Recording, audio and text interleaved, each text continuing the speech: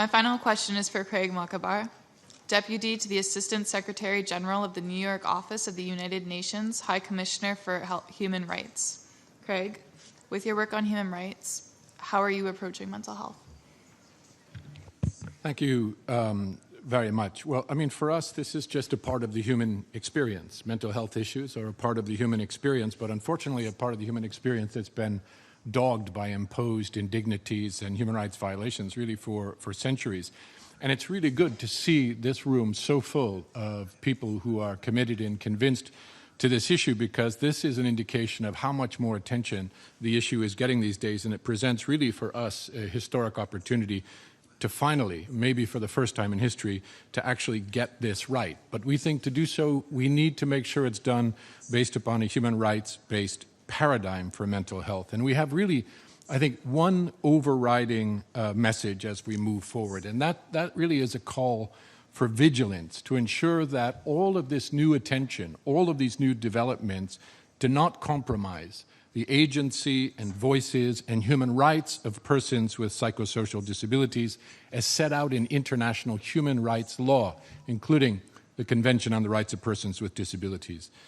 The truth is that today the human rights approach to mental health is being challenged even by some within the global mental health community, who still question the human rights standards that are applicable here, and still, with all good intentions, push for more narrow, let's say, medical-based responses, to increased attention to promote mental health through a very narrow lens that would limit our analysis to a medical question and to medical responses. That needs to be addressed, but even more worryingly for us from a human rights perspective is measures that would limit the autonomy of persons with psychosocial disabilities, including involuntary treatment, involuntary placement. These are again being proposed in many quarters in direct contradiction to international human rights norms. And all too often, the voices of the affected persons, of the rights holders, are being neglected or excluded from the discussions. This absolutely has to be corrected, just as you see in this room, and my congratulations to the organizers, a rejection of approach that does not include the voices of the rights holders. But we also have to make sure that there is no backsliding in substance. This is the 21st century.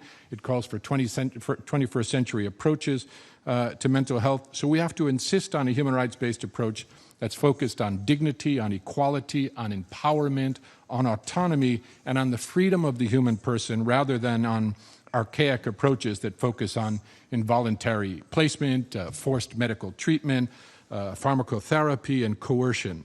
And we have to support human rights compliant, including CRPD compliant approaches to mental health that place the human rights voice and participation of persons with psychosocial disabilities and the representative organizations at the heart of all of the actions that all of us take.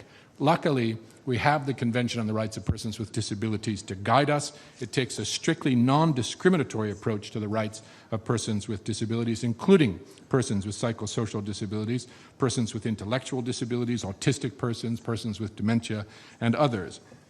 This includes, to finish here, the right to legal capacity, the right to health, encompassing the right to free and informed consent, the right to liberty and security of the person that we all must enjoy, and the right to live independently and to be included in the community. So, co-facilitators, this has been the consistent message of our own advocacy at the UN Human Rights Office, but also that of the Committee on the Rights of Persons with Disabilities, the Special Rapporteur on the Right to Health, the Special Rapporteur on Disabilities, and a range of stakeholders have been participating in our own consultations.